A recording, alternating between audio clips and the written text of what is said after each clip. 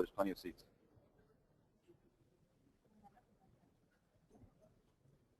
Putting a rather dramatic hot seat in the middle of the room there. Or should I say stand?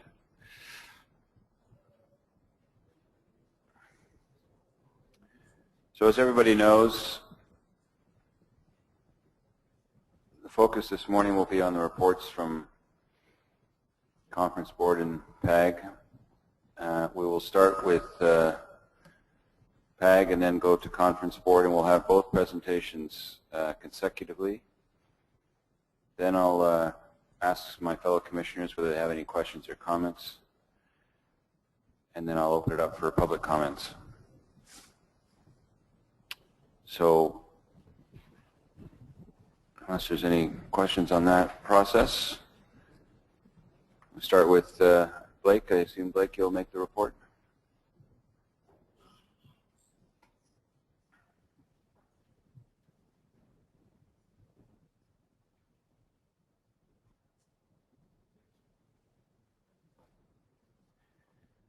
Tried to arrange to have that rotating as you speak, but I don't think that's going to work. Morning, Mr. Chairman, Commissioners, staff.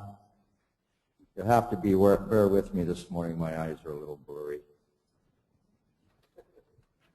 Dave Boyce's fault. That reminds me, thank you, Blake. I want to, on behalf of everybody here, thank you again for that fantastic reception last night. Very much appreciated to you and your sponsors for that. And there's more than your eyes that are probably blurry this morning as a result. Yeah, but I'm the first one that has to speak. You're very welcome. On behalf of the Halibut Association, we thank you all participants, for coming to our reception last night. Mr. Chairman, the Processors Advisory Group meeting was called to order at 1:07. For the benefit of the new members, I provided a brief background on the genesis of the PAG and emphasized that membership of QPAG, according to our guidelines, is open to all processors, not just HANA members.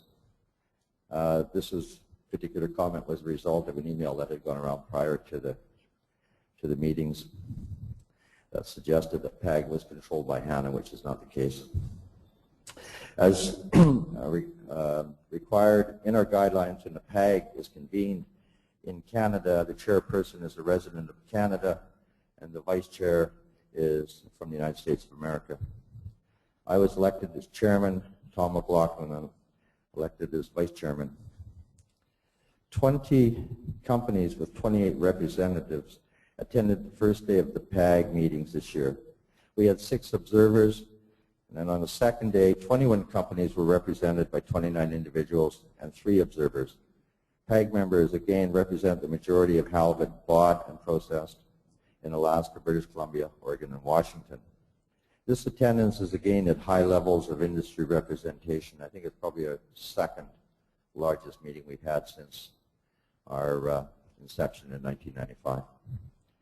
The PAG is grateful to the additional guests who provided some information on a variety of subjects and suffered our many questions. I would like to thank Ian Stewart, Steve Martell, Greg Williams, and Steve Keith of the IPHC who addressed the PAG, but also those staff members who were asked the questions by individuals of the PAG throughout the past 2 days.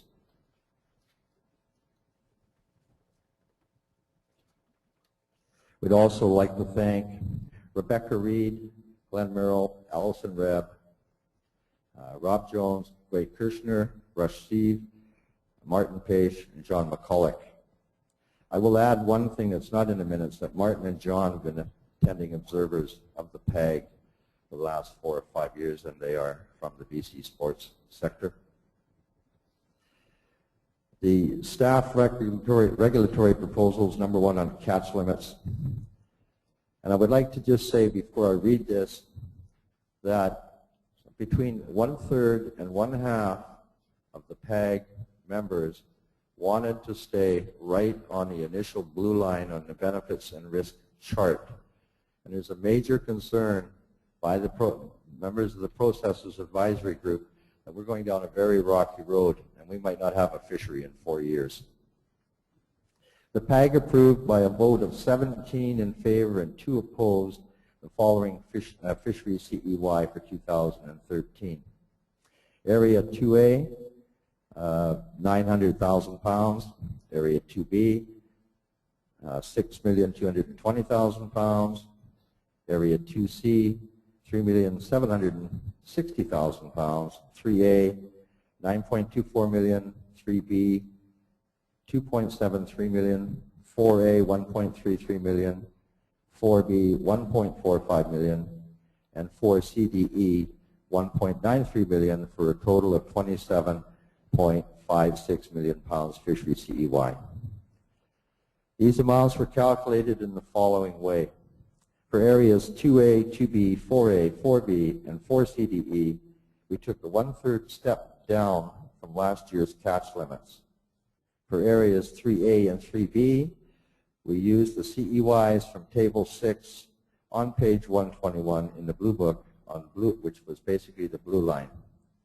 I would like to add that the reason for this, Mr. Chairman, is that over the years, Processors Advisory Group have made many statements concerning bycatch issues, and we kind of felt that this was another way that we could make a statement that we were very concerned about excess bycatch. For areas 2C, we used the CEY from Table 8 on page 121 of the Blue Book. And I'd also like to note, it should be noted that based on PAG's recommendations, the total removals should be 45.2 million pounds. I would like to thank Ian Stewart for extrapolating our numbers and providing us that information at the last minute. PAG approved season dates of an opening of March the 30th, which is a Saturday, and a closing on Thursday, October 31st, 2013. The opening date is recommended because there are high levels of frozen inventory from 2011 and 2013, or pardon me, 2012. We don't want to add 2013 inventory to this. This unsold inventory is not just from the processors, but the distributors and some retailers in both Canada and the United States. And unlike 2009, I think it was, when I had to stand up here with my knees shaking and grovel to get an extension, and I said I'd never have to do it again, the economic situation in both Canada and the United States and the world has changed since that time. The PAG continues to favor a Saturday opening to get the product to the marketing in the following week, because a lot of the retailers open their ads on a Tuesdays and a Wednesday. The closing date was determined in part by the need for the IPHC staff to have sufficient time to prepare accurate information, including stock assessments, to the commissioners for their interim meeting. The catch sharing plans for areas 2A and 4 CDE, the PAG continues to support the staff's recommendation that the Commission endorse the catch sharing plans developed by the Pacific and the North Pacific Fisheries Management Council for these areas. Respectively, for Area 2B, the PAG makes no comment due to the ongoing litigation in Canada, which is Area 2B. Area 2C, sports fishing regulations for the charter vessels. The PAG recommends that the Commission maintains the current regulation. Under industry proposal, the harvest ticket for Alaska halibut and blackcod, the PAG needed further information, and inadvertently the chairman forgot to pass it down so we could get some more information so we could make a decision on that, because we're involved in other topics. So we will address that for our second report. The statewide charter tag for Oregon, PAG has no comment on this proposal. The adoption of the circle hooks, Proposal 5, and the halibut catch and careful release. PAG has always supported proposals that advance less wastage and less mortality. Account for preserved fish on board. We don't support that proposal.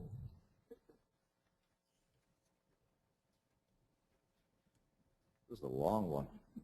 Regarding the request from the commissioners for feedback on the 2 additional advisory bodies that have been proposed, the discussion resulted in the realization that before we could advance nominations to either of these bodies, we needed to express our concerns about the structure and the funding of them.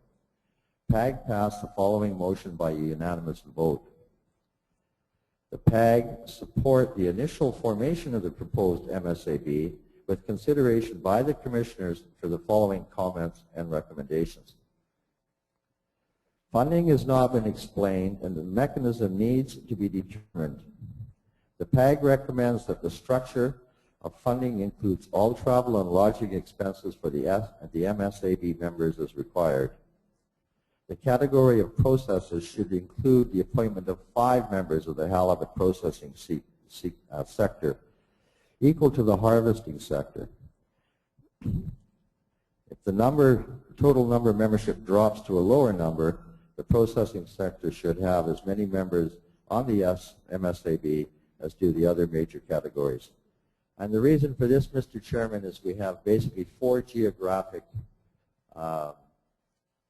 areas within our processing sector together with the Halibut Association in North America. We recommend a strong process for alternate selection.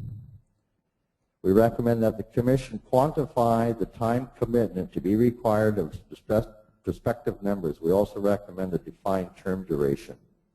We recommend that the group focus on management strategy, not environmental issues.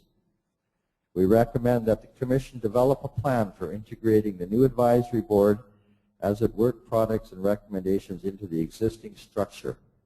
We recommend, for example, that the MSAB make reports to PAG and the conference board at their regular meetings, as well as provide communication to the industry between meetings. We recommend a careful evaluation of the proposed category of scientific advisors from where they will be selected. We recommend consideration of selecting scientific advisors from the proposed scientific review board to provide coordination and consistency between the 2 groups. We recommend the new system of advisory groups be reviewed and evaluated 2 years after implementation. We recommend the development of a plan for a strong administrative structure for the purpose of this advisory group.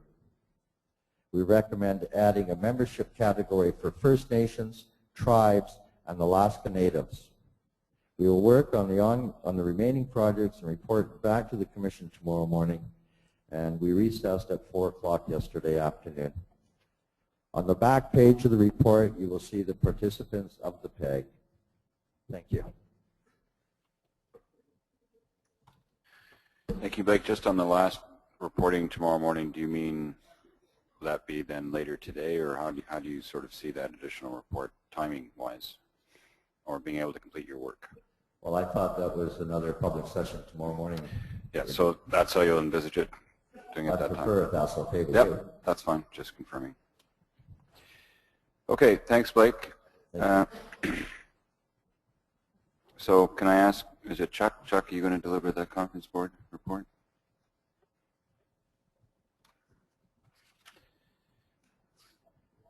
Feel free to shake hands as you go by each other.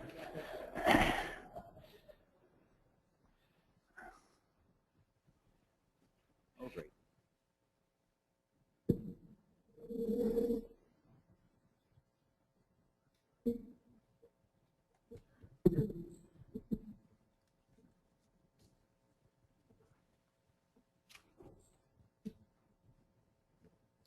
Thank you. Commissioners, IPHC staff, conference board members and PAG members and guests that are attending today.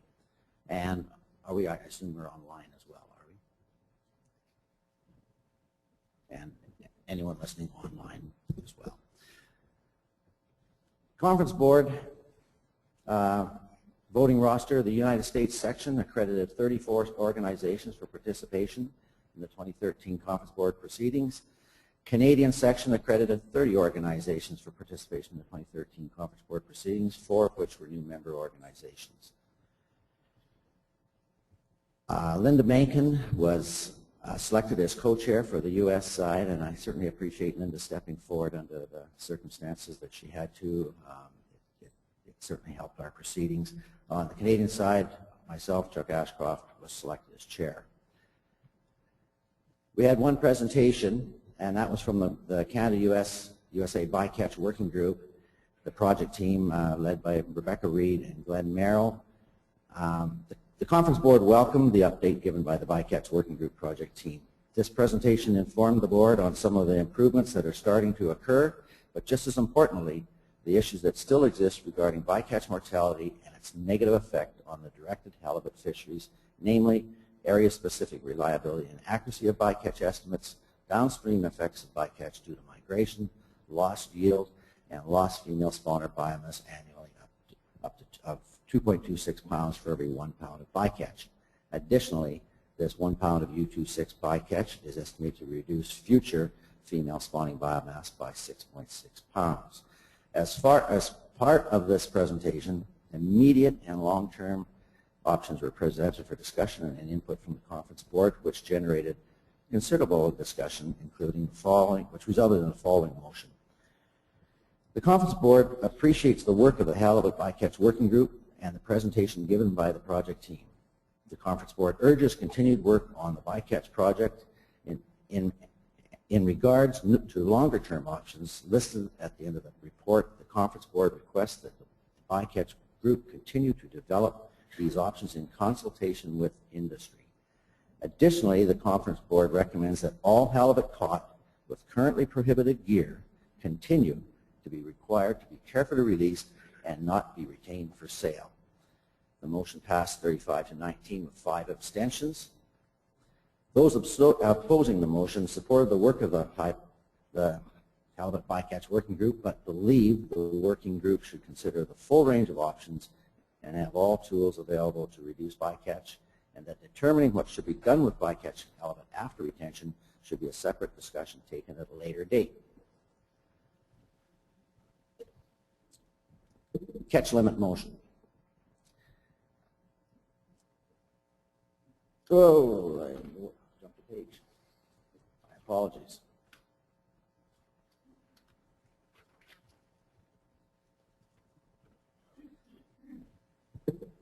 Okay, conference board season date recommendations to IPHC. First one is the season date recommendations for Alaska, Canadian water, and Washington Treaty Nations. The conference board recommends an opening date of March 16 and a closing date of November 15. The season date recommendations for 2A. The conference board supports the 7 staff recommendations for the Area 2A commercial openings, which begin on June 26, as per the recommendation from IPHC, that being an opening pattern similar to 2012, starting the last week of June with a series of 10-hour periods with fishing period limits. Therefore, I recommend the following series for 2013: June 26, July 10, July 24, August 7, August 21, September 4, and September 18. The size of the fishing period limits will be determined when more information is available on fleet participation. Now, the following comments are from the Canadian and U.S. delegates regarding the season dates.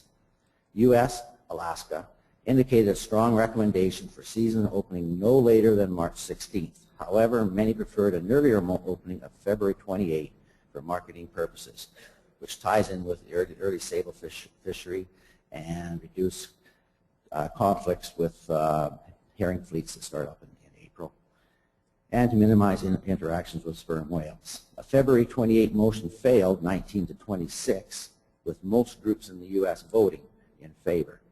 The groups from Southeast Alaska did compromise on a March 16 opening. Washington Treaty Tribes also indicated their support for the March 16 opening. In Canada, the opening date of March 16 falls on a Saturday, which enhances sales for the beginning of the season and is also the date that coincides with good tides. Catch limit recommendations. And in reading these recommendations, I have to emphasize that the Commerce Board worked very hard to come up with a unified proposal, and it will be followed with a motion here, but it was basically a unified proposal for the entire Conference Board. 2A, 0.99 million pounds. 2B, 7.04 million pounds. 2C, 3.12 million pounds. 3A, 11.03 million pounds. 3B, 4.29 million pounds. 4A, 1.33 million pounds. 4B, 1.45 million pounds. 4CDE, 1.93 million pounds, for a total of 31.18 million pounds. As mentioned before, we had a motion to, in fact, guide us. The U.S. adopted the blue line recommendation for Area 2C and moved to set other U.S. catch limits 1/3 step down between the blue line recommendation and the 2012 FCEY for those areas. Canada and 2A amended the motion to set catch limits in their areas equal to the 2012 FCEY. This amended main motion passed 59-3 with 2 abstentions, so it was well supported by the entire conference board, relatively. The conference board noted that stakeholders evaluated the risks associated with various catch limits and recommend these catch limits with full awareness of those risks. More specifically, the conference board members noted the resource is not at risk. The risk is to stakeholders. The stakeholders from individual areas did their own risk analysis and are comfortable with those risks and these recommendations. Conference board members voting against the motion believed that catch limit recommendations should follow a consistent policy and rationale, and reduction should be phased in consistently in all areas. Of note, the conference board's intent is that the total FCEY be a sum of the area FCEYs recommended by the conference board, and that no increase in one area cause a decrease in another area. The rationale for the conference board recommendations, and this is from the stakeholders in the room. For 2A, current model does not reflect reality on the ground. Survey WPUE is up, commercial WPE is up 30%. Statements were made by stakeholders such as commercial catch is phenomenal, surveys are hit and miss as halibut is concentrated into specific areas and topography. Halibut has high historic cultural and economic importance to communities. 2B, as expressed in previous years, the Canadian stakeholders continue to reject catch limits for 2B based on the current harvest policy, e.g. assumptions on harvest rates, apportionment, migration, and bycatch impacts, as we believe they have consistently underestimated halibut abundance in the Canadian zone. Canada points out that the 2B catch limits the Commission has adopted since 2006 have been above harvest policy recommendations, and set line survey and commercial catch indices still have shown recovery and slow improvement since 2008 and 2B, in contrast to the western areas. Canada further points out that it has dealt effectively with its bycatch and has implemented the monitoring systems that greatly reduces uncertainties associated with 2B total removal estimates. While high bycatch and uncertainties in the estimates of total removals in the western areas continue to negatively affect Canada. For these reasons, Canada recommends the 2013 catch limit for 2B remain at the 2012 level at 7.04 million pounds. 2C, commercial CPUE increased 19%, weight per unit up 18%. I guess that would be the survey weight. 2C catch limits dropped full down in 2011 under the old policy, came slow up in 2012 to 1/3 of possible increase. 2013 blue line is less than 2012 FCEY prior to the harvest policy adjustment. Area 2C has the strongest survey results of all areas and strong indications of a recovering stock. Some Area 2C stakeholders are willing to accept blue line recommendations, but others feel 2C stocks could support a higher quota. 3A, survey WPUE is up, fishing is better than last year. 3A took some big quota reductions for 2 years, and stakeholders believe stocks have stabilized or are increasing as a result. Changing one parameter in a model and losing 36 million fish is hard to accept. This blue line quota is comparable to the 1974 catch limit, and fishing is much better now than in 1974. Another view, 3A catch limit should be reduced or time area closures needed to conserve stocks and address local depletion in Prince William Sound. 3B, survey WPUE is increasing. Some reduction is supportable, but it should be phased in. blue line recommendation imposes too big a cut for 1 year. A lot of concern about halibut bycatch in this area and its effect on stocks. Mistrust reinterpretation of survey data. 4A, survey WPUE is up slightly and commercial WPUE is level. Harvesters support some reduction but believe it should be a step down. The blue line recommendation is too drastic. Fishermen are seeing lots of little fish. For B, trawl survey is the best information on stocks in the Bering Sea. Trawl survey shows biomass has tripled. Quota in areas has been devalued by 80%. Some stakeholders believe if science has been wrong for the last 10 years, why should we believe it now? One stakeholder maintained that halibut in 4B is part of a Russian stock, so harvest in this area does not hurt other areas. And there are lots of little fish in 4B. Halibut also has a considerable socioeconomic and cultural importance to coastal villages. For CDE, this area is huge and equivalent to 50% of all fishable area in the Gulf. Competition adjustment always hurts this area, and data has not been updated since 2006.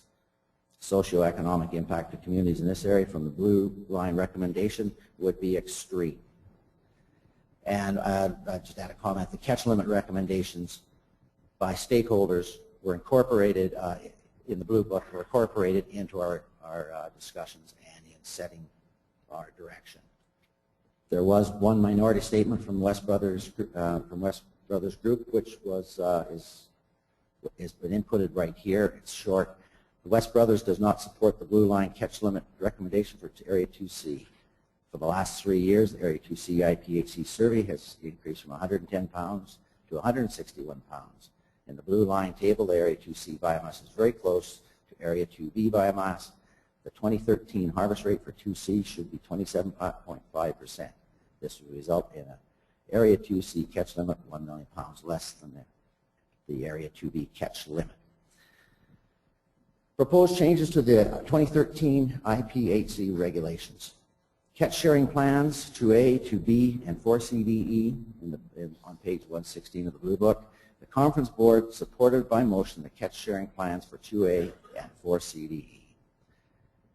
Statement from the is included from the Canadian commercial sector on 2B catch sharing allocation. We object to the recommendation being made at all. Since the Commission does not make allocative decisions and is not apprised of all the considerations that go into those decisions, or ought to be going into those decisions, it would be inappropriate for the Commission to endorse or recommend any allocation between the commercial and recreational sectors in Canada. Further, the reasonableness of the Ministry of Fisheries and Oceans' most recent decision to change the allocation between the sectors without compensation is presently before the courts in Canada. So the Commission should not take action here which could interfere with or become evidence in that process. The recommendation should not be passed. Area 2C3A, sport fishing regulations for the charter vessels. The Conference Board recommends to IPHC to maintain the current regulation of the reverse slot limit, allowing the retention of one fish less than 45 inches or over 68 inches in length, with head-on in Area 2C. In addition, as in the past, if the halibut was filleted, the entire carcass must be retained on board the vessel until all fillets are offloaded. Likewise, the Conference Board recommends maintaining existing guided sport management measures in Area 3A, 2 fish bag limit, no size restriction, harvest allowed by skipper and crew. The management measures were developed by the Halibut Implementation Committee 2013 Charter Harvest. Sorry, there's supposed to be a that in there. The 2013 Charter Harvest expected to be below GHL. Stability and management measures is important for the commercial or the charter fleet. Excuse me for a second.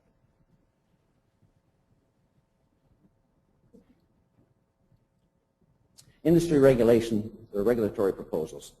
Ron and Taya from NOAA, Office Law Enforcement, Jonathan Pollard, NOAA General Counsel, and Lynn Mattis from the Oregon Fish and Wildlife department were in attendance to answer questions with some of these regulatory questions.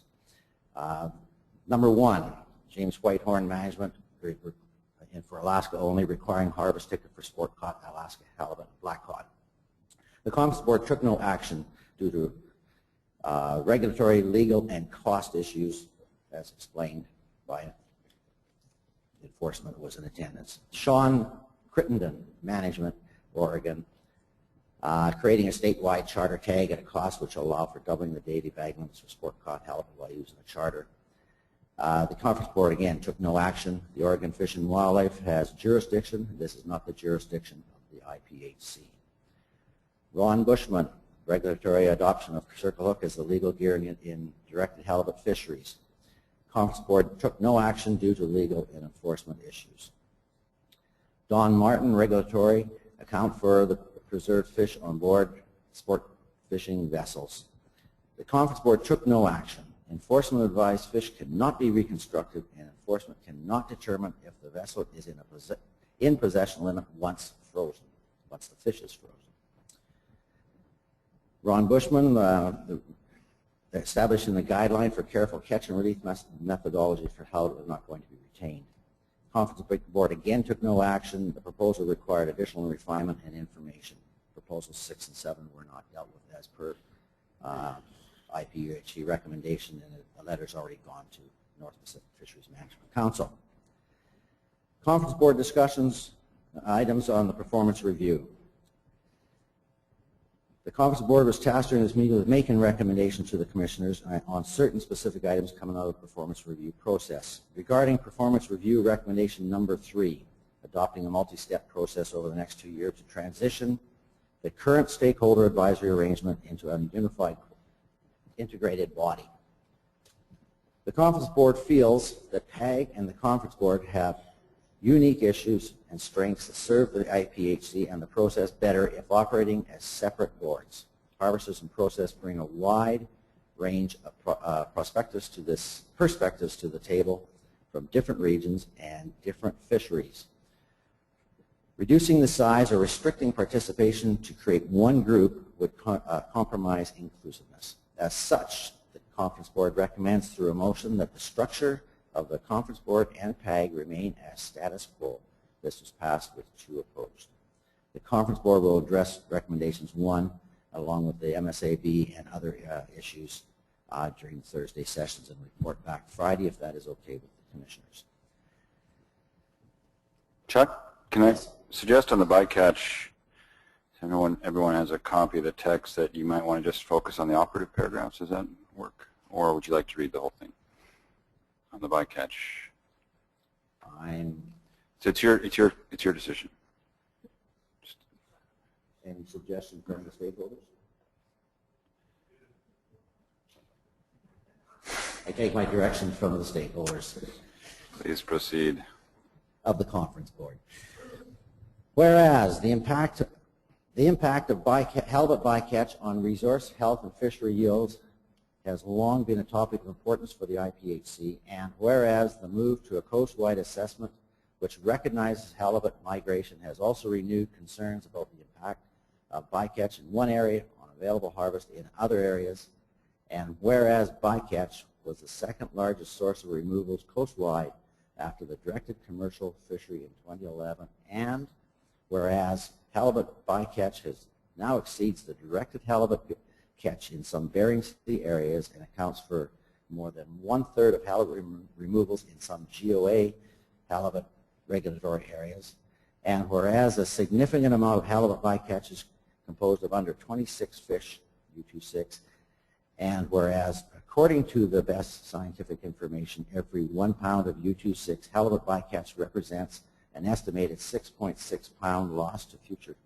female spawning biomass, and whereas the impact of halibut bycatch is felt beyond the area of occurrence through reduced spawning and exploitable biomass in all areas and downstream areas due to migration patterns, and whereas IPH commissioners and staff have acknowledged the need for accurate accounting of all removals to ensure current CEYs and harvest rates are sustainable, and whereas U.S. members of the Conference Board have noted the recently restructured North Pacific Observer Program reduces observer coverage in many GOA trawl fisheries to a 15% target level in 2013, does not provide a workable alternative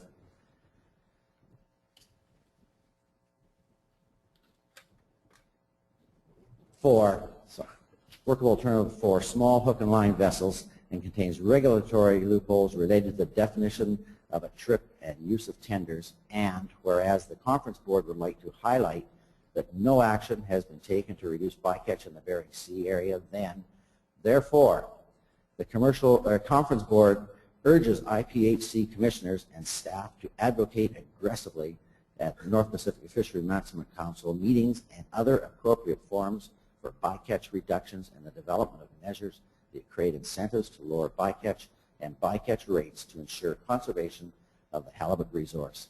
And further, the conference board requests IPHC staff evaluate the adequacy of halibut bycatch monitoring under the newly restructured North Pacific Observer Program and identify target coverage levels according to effective, agreed-upon monitoring standards.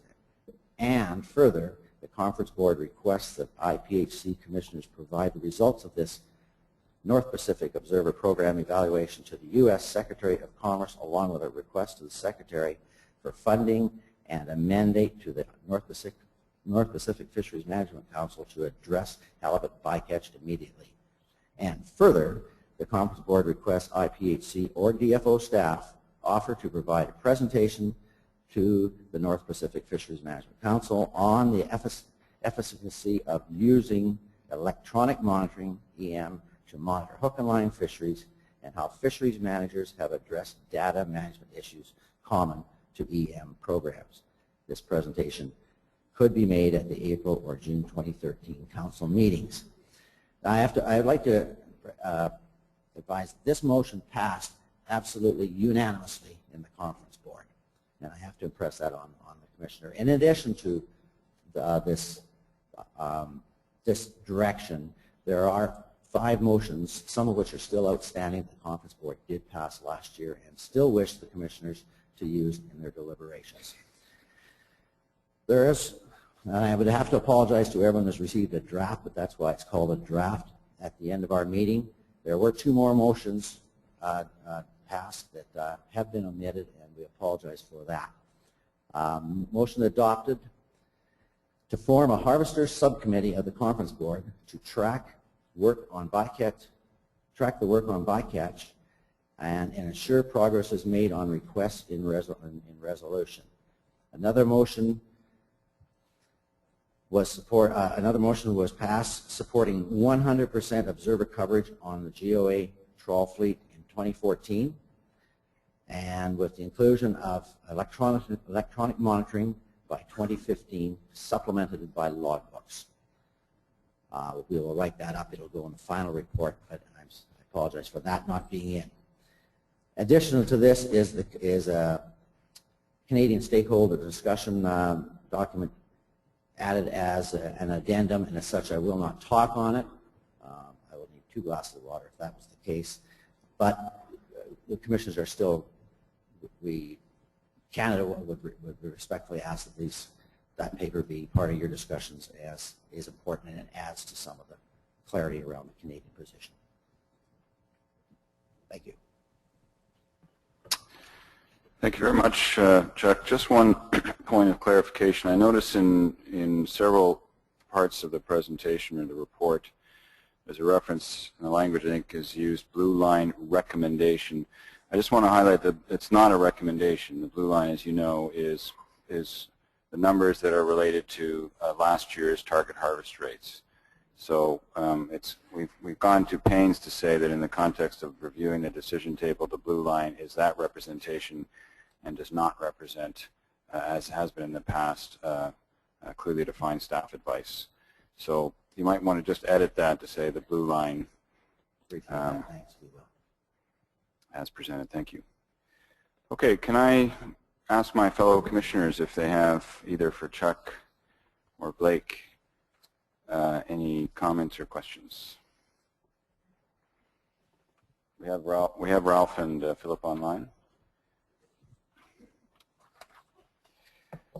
Paul. Thanks, Chuck and Blake, for a very comprehensive and clearly a lot of effort went into the development of both your reports. I guess I'm struck by a couple of things. One is the similarities on a number of issues dealing with the recommendations for catch limit recommendations. You've arrived at a similar conclusion by different approaches, I would think, from what I see overall. I guess, though, I am also struck by one difference, significant difference between the two reports. Though, Blake, you did talk about it in your comments, I didn't see much in the report, about bycatch in comparison to the conference board report that had, by my count, 10 whereases and quite a number of further discussions around bycatch. Blake, you did talk about, though, in your recommendations around catch limit recommendations, the concern around 3A and 3B as regards to bycatch. So I guess where I'm going with my question, first off, is did you have any further comments, Blake, around bycatch that you wish to make? And then I had a second question in that regards as well, around another statement that you made in your presentation that had to do with that you were concerned that there may not be a fishery in 4 years, and I'm struck by the quite a different approach as well from the conference board that has come up with, I would say, not the same conclusion.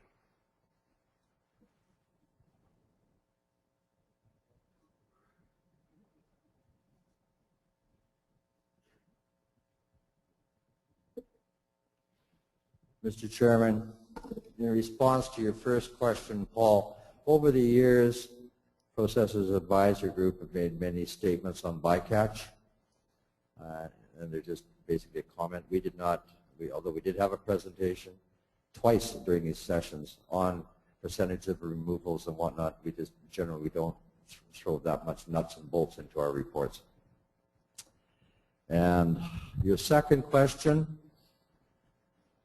I think the only way that I can answer that is that the processors have been around just as long as the fishermen, but we seem to have a very ultra-conservative approach. And because of the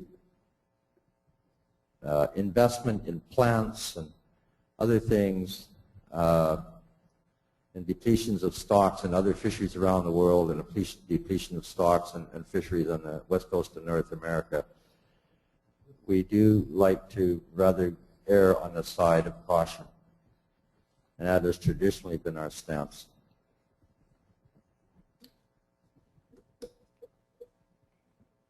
Paul, do you have a follow-up? No, not right now. Okay. Other commissioners? Jim? So for Mr. Ashcroft,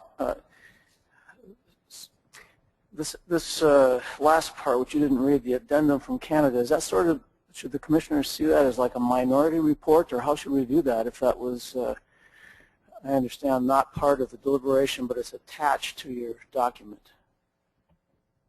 Thank you. You're talking about the Canadian stakeholder discussion? Yes, sir, I am. Okay, that was added as an addendum last year as well, and I'm not so certain that Canada would accept it as a minority statement. Canada's a full partner in IPHC. Well, how should the U.S. side accept it if they weren't part of it, but it's on the conference board report? It was not so certain. Okay, thank you. It was part of a discussion paper. It just adds clarity to some of the discussions that went on at the conference board above it. So I can be clear, this reflects discussions that took place at the conference board. In various pieces, yes. And this just adds clarity to the entire document. We help the entire document. Thank you. Dave, please. Thanks. Excuse me. Thanks to both of you for a couple of very complete reports, very interesting conclusions too. Chuck, I'm struck by the way in which the conference board came up with its catch recommendations. I've attended a number of conference board meetings over the years, as have you. But I can't remember ever being at one where such a degree of unanimity was on display, and where only one motion brought forward all the catch recommendations for all the areas. And I guess it's a comment, not a question, but would you care to comment on my comment? Dave, when you speak, one has to listen. So as I mentioned before, we discussed the motion and before we discussed the limits. The conference board worked hard in working together to come forward with the recommendation. I believe it was Force EDE that came up with the motion to start with, and then we all worked together to amend it to make it work for everybody and address the issues. And referencing the I guess bycatch issues, and where normally there's in discussions, deep discussions between 3A and 3B, we did not get into that. We were addressing those through bycatch, and we really left the catch limit recommendations to working together to come forth with a unified, agreed upon recommendation. And that's all I can really say. There was considerable discussion, and in no instance was there heated discussion. It was very good discussion, that's all I can say. Anything from Ralph or Philip? Please. Yes, actually one each. I have questions from Commissioner Ralph Ward. First for Conference Board, in the report, the season opening date, the language is confusing. So what is the bottom line opening date that Conference Board recommends? Opening date, March 16. March 16. And then the second question is for the Processor Advisory Group. Ralph notes that PAG initially said that members wanted the blue line. The vote ended up 17-2 for going down 1/3 from last year's catch. What were the factors, again, that brought this about? I think the factors were the ultimate, where are we going over the next 4 years? If you look at the risk and benefits chart, year 2016, we run almost a 100% chance of further quota reductions. And so we are just very concerned that if we have to take a reduction, let's start to get it over with, but sort of edge down that way.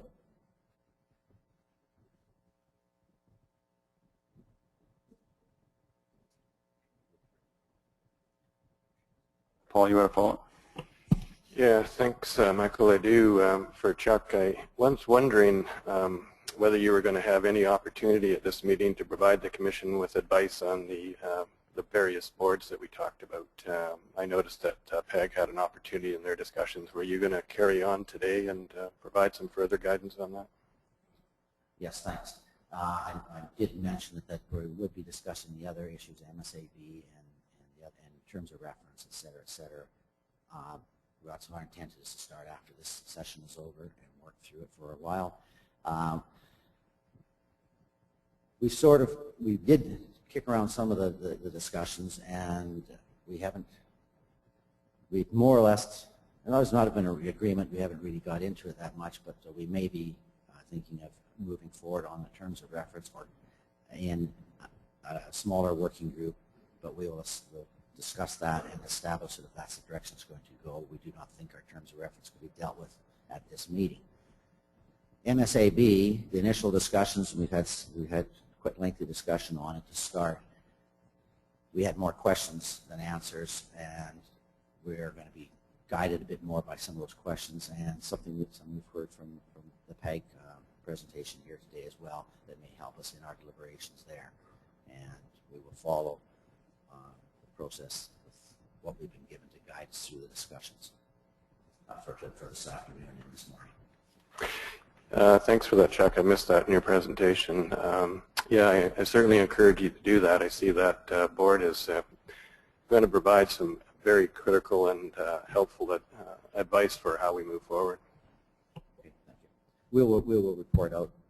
Well, that was our intent, and we'll be reporting out tomorrow as well with a short report on just what our thoughts are. Okay.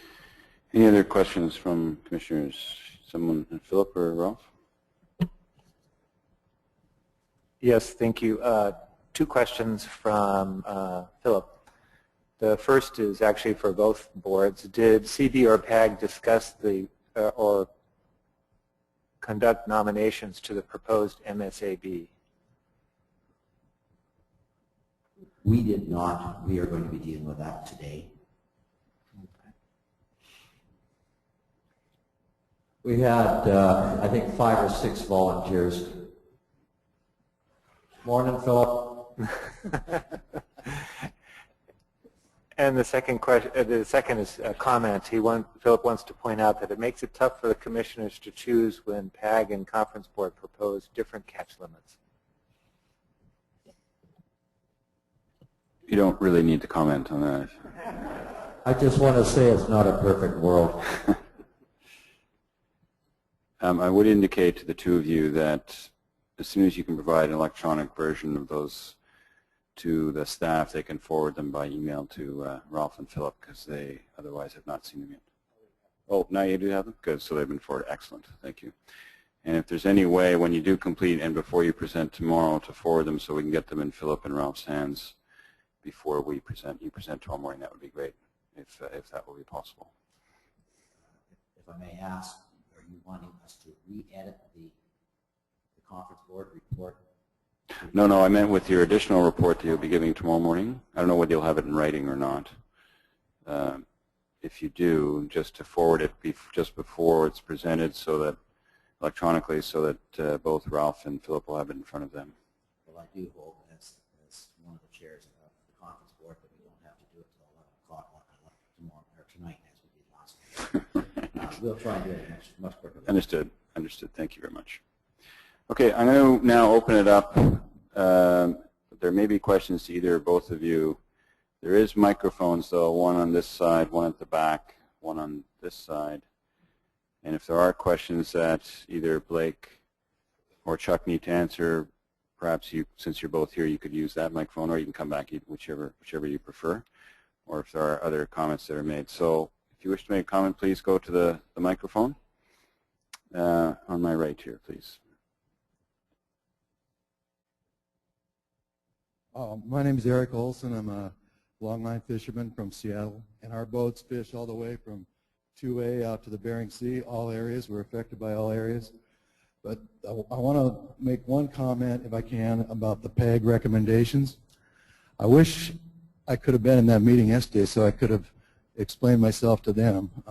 We worked really hard as a conference board to come up with a nearly unanimous decision to support a proposal that was based on the blue line, the best science that we had available, and we used that.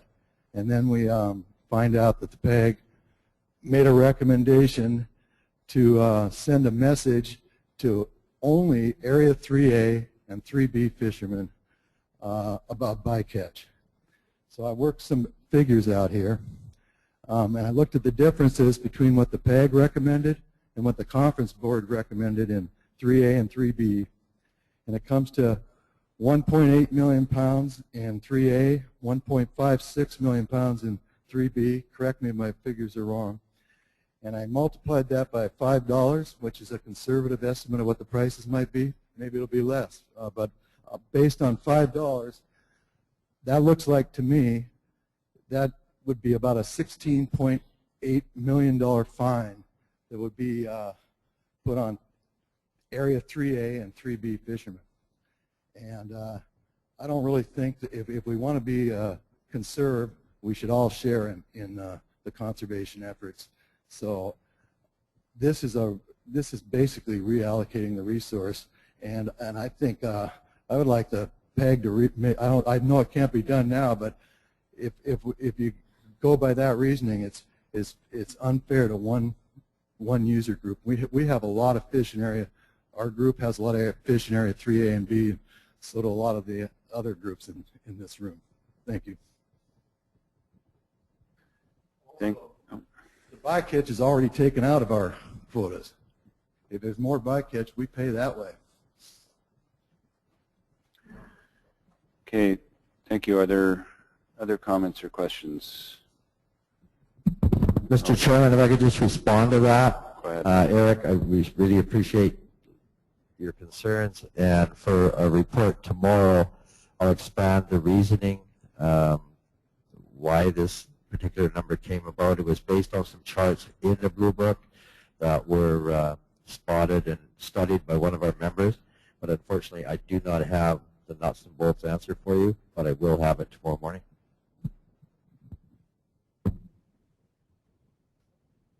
Other comments or questions from the floor?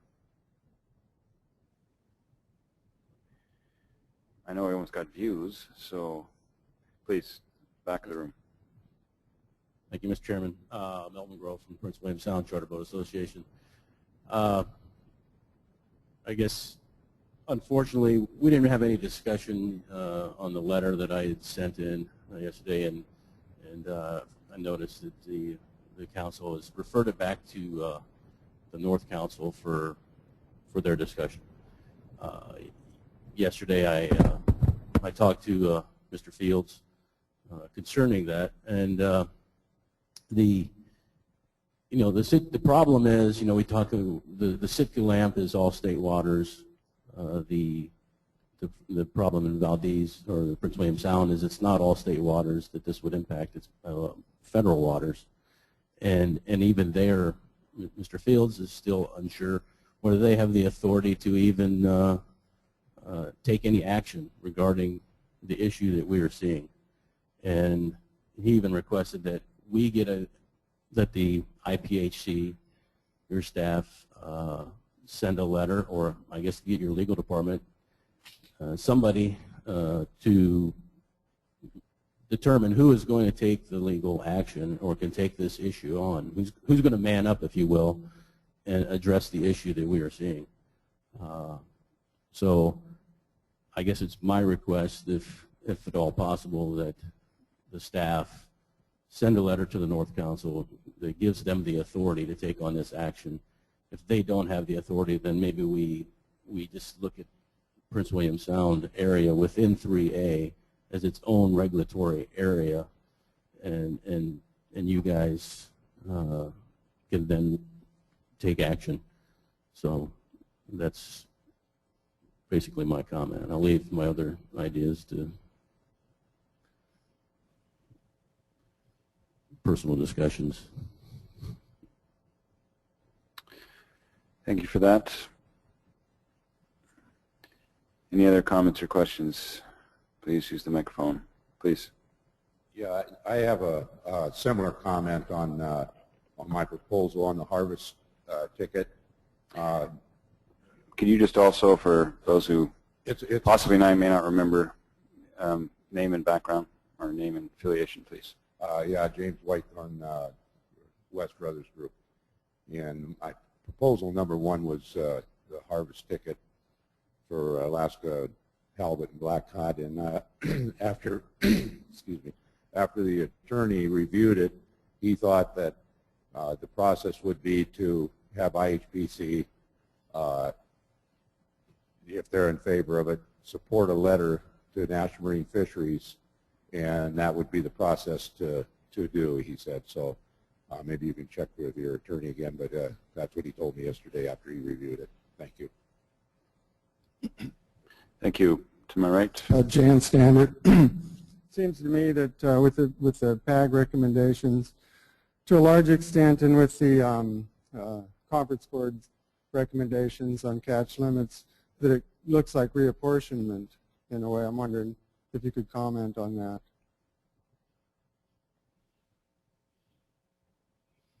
Sorry, who are you asking to comment on that?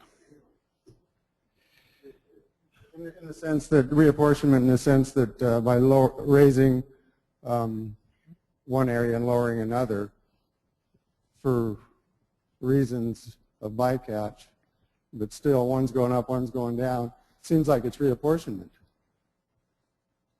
Do you guys support that, or? Well, I think the first answer would be to punt that back to PEG, who made some of those recommendations, as well as Conference Board, and how you might want to address that question.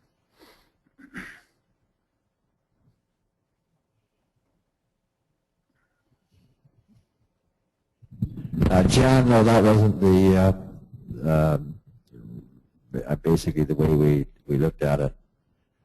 So it wasn't an apportionment or reapportionment issue at all. It was just more or less the way those numbers worked out in some ways. But we will have an answer to Eric's question for you guys tomorrow morning.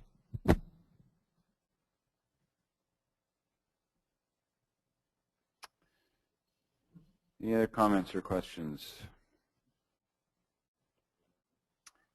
Dave. I was struck by the recommendation by the Conference Board to go to 100% at-sea monitoring for the hook and line fleets. I was trying to think back in my own experience whether there'd ever been a precedent for that. Certainly in Area 2B, we were dragged kicking and screaming to 100% at-sea monitoring by the Department of Fisheries and Oceans. I think now we recognize that it was the best thing that ever happened to us, but certainly interested in any comments that the U.S. hook and line fleet might have on what has driven you to ask for this. Chuck, can I just clarify, because there seems to be some uncertainty about exactly what that recommendation said. I know you read it into the record. It wasn't in the text. Maybe you could just repeat the recommendation.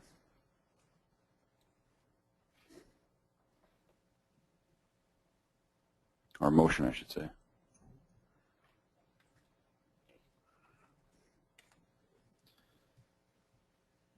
Okay, I think there's might be a bit of a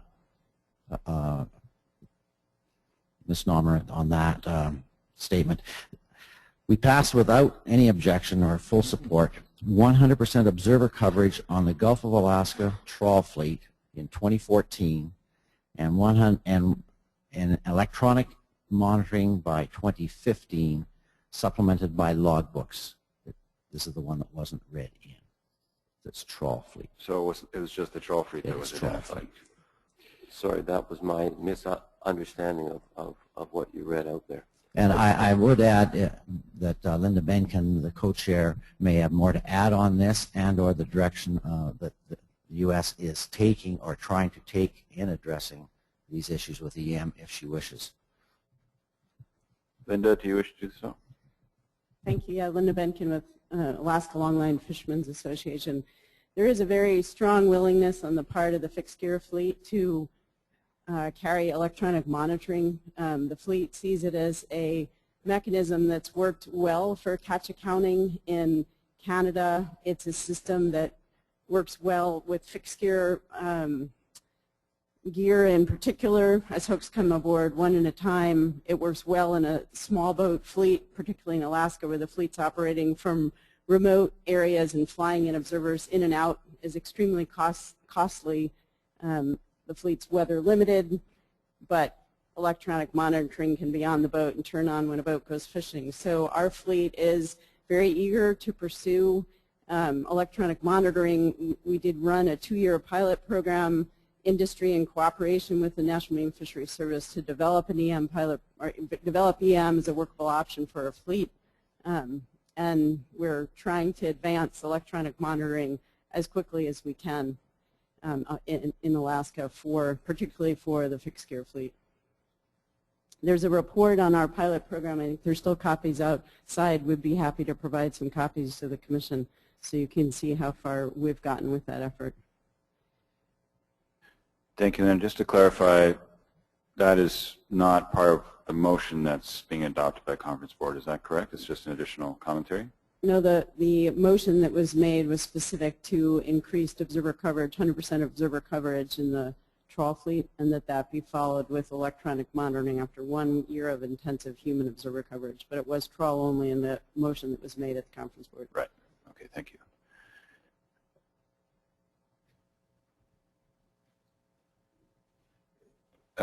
Any other comments or questions from anyone? Sorry, well, let's get from the floor first, and then to you, Bruce. I wasn't exactly sure. Leonard Herzog, mostly fishing in 4CD and 4B.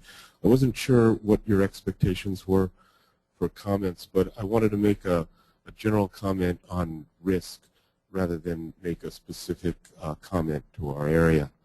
I think in the conference board, the way that I came to the 33% pushing it was, although it's just a 1-year request, it basically gives us 3 years to impose, the kind of draconian cuts that we were looking at for our areas and most of the other areas in the state. It would have been 80% in 2 years in 4C, D, and E left alone, and in some of the other areas, just as great. And with all of the new science coming in, and the tables that we got for probabilities in the next 3 years that we're following the blue line tables, where we don't see a huge difference in the numbers 3 years from now.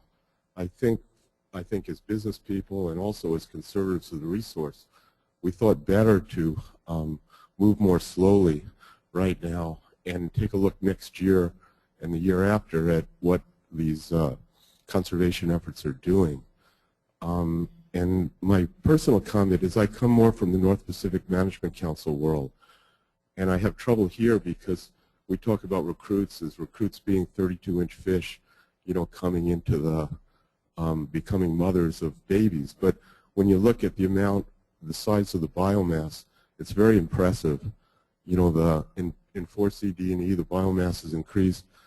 I know it's small fish, from 100 metric tons in 1985 on your tables to 300 million tons, 300 million pounds. So it's a 300% increase. It's tripled basically.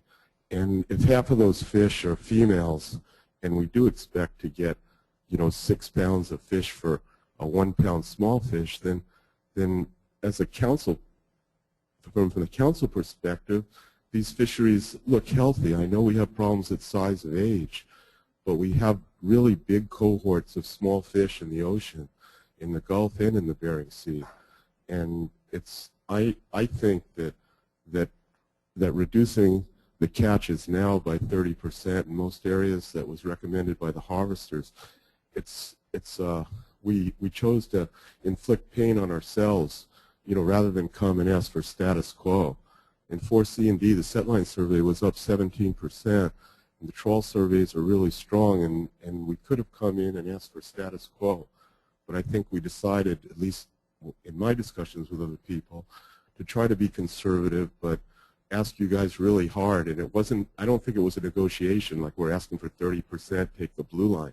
I mean, that's all that a lot of people can absorb if they're going to maintain their businesses. And I think from the processor side, without getting into a fight with them, they have other concerns also. They have concerns about the price of fish and overhangs of stock, overhangs of fish in their freezers that are different from our concerns.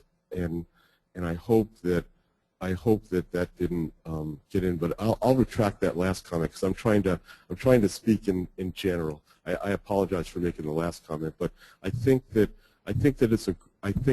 the recommendation was a really good approach where everybody tried to take a hit equally, and the areas decided that we had to do something for the resource, and rather than fight amongst who should go down 30%, who should go down 20%, industry said, let's take 1/3 of the hit this year. Let's take a look at it next year, and if you need to impose another 1/3 of the hit, do it. But to impose the whole hit this year would leave a lot of people without payments. And the risk, when I look at the risk tables, I see no reason to not wait 2 or 3 years. Thank you. Thank you. Any other comments or questions?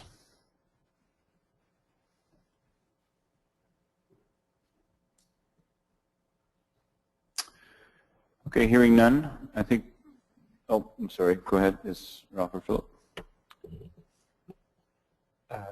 Thank you. I have a couple from Philip and Ralph. First, Philip says, I just want to suggest that the conference board and processor advisory group somehow try and agree the catch limit recommendations before the day is over. This is new, but I believe it is certainly possible. So comment from Philip. And then comments from Ralph. He notes that the conference board quota is 8.5 million pounds over the blue line, the target harvest rate in our harvest strategy, which is very substantial. He also notes that the two advisory bodies are 14 days apart regarding the season opening date, maybe the furthest ever. How should the commissioners deal with this?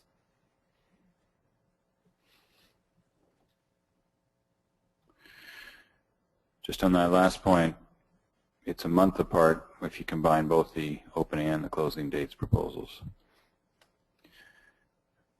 Okay, any other final comments, questions? Blake? Just in the mic, needs to be in the microphone for the record, Blake, sorry. Technology's a pain, I know. Could you just ask the gentleman if he'd reread Philip's first question? I couldn't quite hear what he said. Something about readdressing the cash limits? No, I think he was asking you and Chuck to get into a room and slug it out. No. He's younger than I am, so that's not going to happen. Steve, you want to repeat what Philip said? Yes, thank you. Philip's comment was that he wanted to suggest that the conference board and PAG somehow try and agree the catch limit recommendations before the day is over. Notes that this is new, but he believes it is certainly possible. Readdress it? I think the suggestion was that you guys come together on your. If it's possible for the two organizations to come together and see if you can come to a consensus on the catch recommendations. That's the suggestion. Good luck with that. During our session this afternoon, in answer to Philip's first request, when we reconvene PAG this afternoon, I will bring it up to the membership to invite representatives from Area 2B, 3A, and 3B into our session, and maybe we can sit down and get a little bit closer. And may I ask again, what was his comment on the season dates? Go ahead, Steve. It was Ralph's comment on the season dates was noting that the two bodies are 14 days apart regarding the opening date, and maybe this is the furthest ever. He's wondering how the commissioners are going to deal with this. Mr. Chairman, can I just respond to that first? Could I please? When the processors have found them in the position in the past, we were concerned about frozen inventory. We have requested an audience with the conference board to basically plead our case. We requested that, I personally requested that this year, and for one reason or another, I don't know why, we were not invited into their session to talk about it. It is unfortunate that we are quite a distance apart on the opening dates, and I do understand that the conference board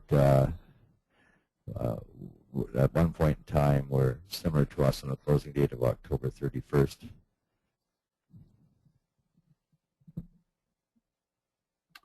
Thanks, Blake. Okay, one more. Any other questions, comments? Just want to clarify, but I believe your schedule, Blake, but I believe that both Conference Board and PAG actually start meeting this morning, correct, at 10:30, and then continue on this afternoon. So your proposal for the invitations to those others you just described would be for your afternoon, sometime during your afternoon session, potentially this morning. So you can, I'll suggest that various players work it out so that can be made possible, knowing you have simultaneous CB and PAG meetings happening.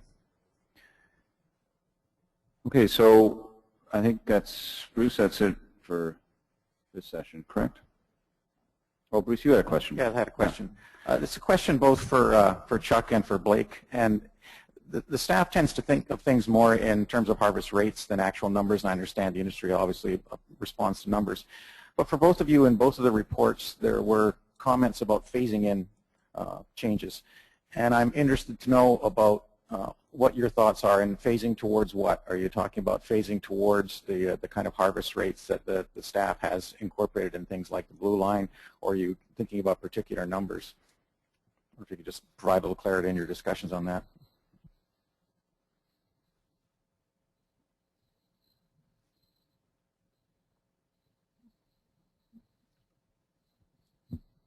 Well, I as conference board, if I recall the conversations correctly, we were phasing, you're talking about the 1/3 step down to, yeah, it was if the management strategy evaluation risk analysis direction holds as this, we're phasing down to it,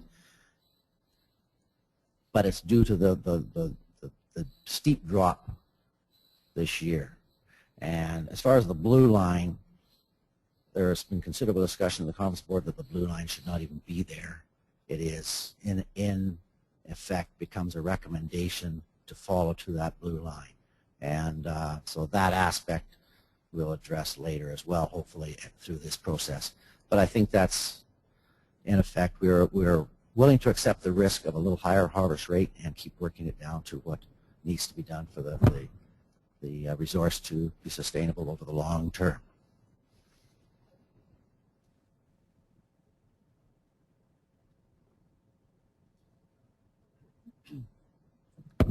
In answer to your question, more or less a combination of both harvest rate and numbers, and trying to come up with a total removals that is not excessive and further endanger the resource, although we were always looking for electronic fish.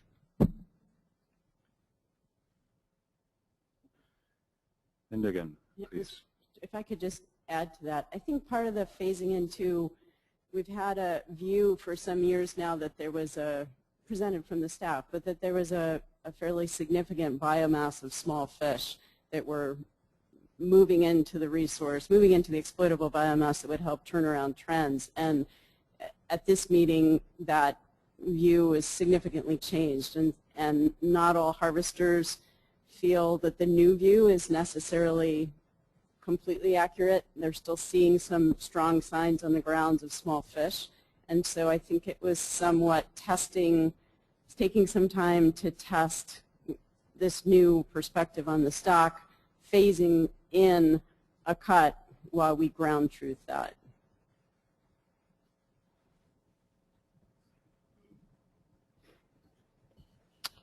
Okay. Bruce, do you want to follow that up at all? Does that clarifies? Okay, so I think that is it for our agenda for this plenary. As mentioned, we're reconvening in various resumed formats at 10:30 this morning. I think in the same, I believe it's in the same rooms. We have conference board in the Crystal Ballroom. Is it, are we in the same rooms? Crystal Ballroom, Balmoral for PAG, and Buckingham for administrative. See you at 10:30.